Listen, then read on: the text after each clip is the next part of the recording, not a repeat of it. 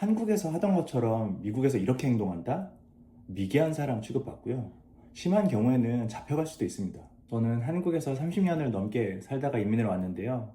이 정도 시간을 한국에서 살고 나면 전 세계 어디를 가도 몸에 배어있는 한국식 사고와 행동들이 나와요. 제가 의식하지 않아도 숨 쉬듯이 자연스럽게 나옵니다. 그런데 그 중에 어떤 것들은 전 세계 어딜 가서 해도 상관없는 것들도 있는데요. 또 어떤 것들은 절대 하면 안 되는 그런 것들이 있어요. 제가 직접 경험하면서 배운 것들도 있고, 한국에서 오신 여행객들이나 주변 분들이 겪으신 것을 보고 배운 것도 있는데요. 오늘은 가장 주의해야 하는 것들 딱 세 가지만 소개해 드려 볼게요. 네, 첫 번째는 공무원들한테 함부로 대하는 것입니다. 한국에서는 손님이 왕, 공무원들이 민중의 지팡이, 이런 인식이 강하죠.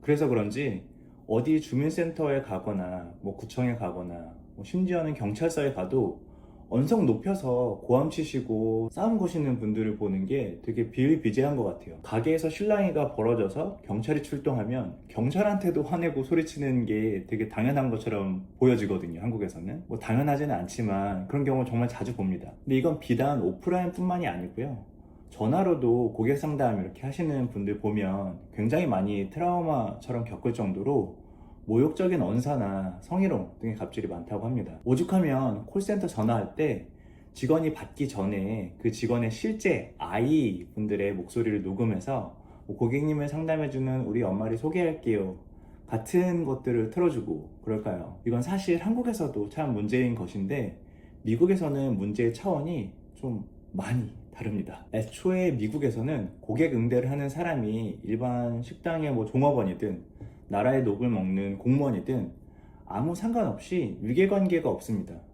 응대를 하는 사람이나 응대를 받는 사람이나 다 똑같은 사람이고, 누가 누구 위에 있고 누굴 모시고 이런 게 아닌 거죠. 더 나아가서 미국은 워낙 사람들이 많다 보니까 좀 이상하거나 위험한 사람들도 많다 보니까 조금만 거칠게 대하고 그러면 바로 시큐리티를 불러서 쫓아내고 그럽니다. 그런데 한국에서의 습관을 못 버리고 경찰이 출동했는데도 경찰한테도 소리치고 삿대질하는 사람들이 있어요. 작년에 한창 그 애틀란타에서 가게 종업원한테 막 소리치고 그러다가 경찰을 불러서 경찰이 왔는데 경찰한테도 막 소리치고 하다가 법원 간 사람 이야기가 유튜브에서 많이 돌았었습니다. 사실 한국 사람들한테는 한국 공무원들의 엄청난 이 친절한 응대 태도에 익숙하다 보니까 미국 공무원들 만나면 뭔가 이 사람 왜 이렇게 나를 무시하는 것 같지? 왜 이렇게 나를 귀찮아하는 것 같지? 이게 이 사람의 직업 아닌가? 인종차별인가?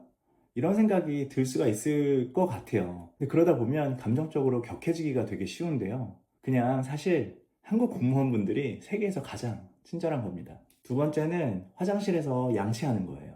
이게 별건 아닌 것 같은데 저는 한국에 있을 때 학교 다니거나 일할 때 점심 먹고 화장실에서 양치하는 풍경 정말 많이 봤습니다. 그리고 저도 했고요. 다들 점심 먹고 여러 명이 화장실 그 세면대 앞에서 그냥 거울 앞에서 어정쩡하게 둘러서가지고 다들 양치하고 있고 막 그러잖아요. 생각해보면 어렸을 때부터 양치는 하루 3번 해야 한다고 배웠으니까 점심 먹고 양치를 안 하면 되게 찝찝한 느낌이 들고 그랬거든요.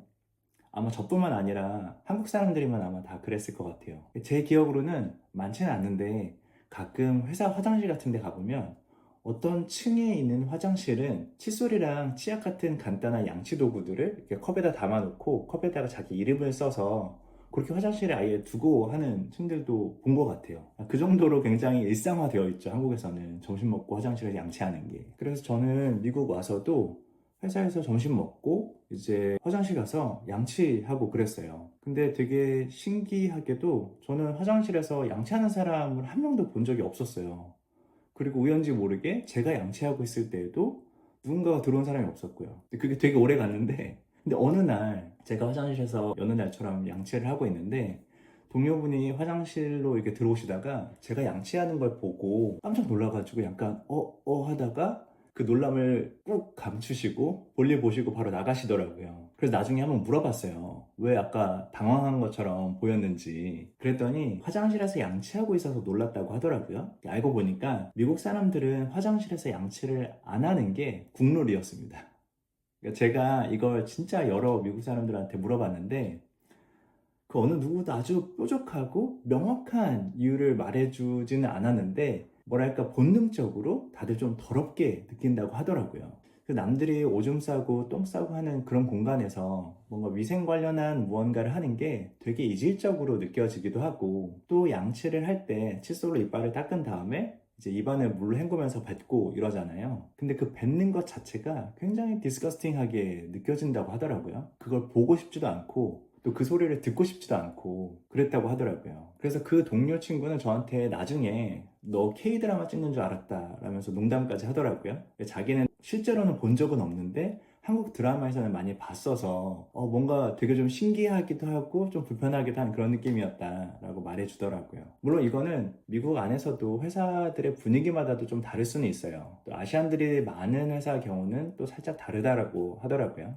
아무튼 저는 그 이후로는 양치를 조금 숨어서 하는 편이 됐습니다. 점심 먹고 아예 양치를 안 하는 건 제가 본능적으로 너무 찝찝해서 못하겠고 그렇다고 대놓고 이렇게 하기에는 조금 이제 부담스러워진 거죠. 그래서 저는 남들이 잘 안 가는 화장실을 가거나 아니면 그 칸 안에 들어가서 사람들 없을 때만 빨리 치카치카 하고 끝냅니다.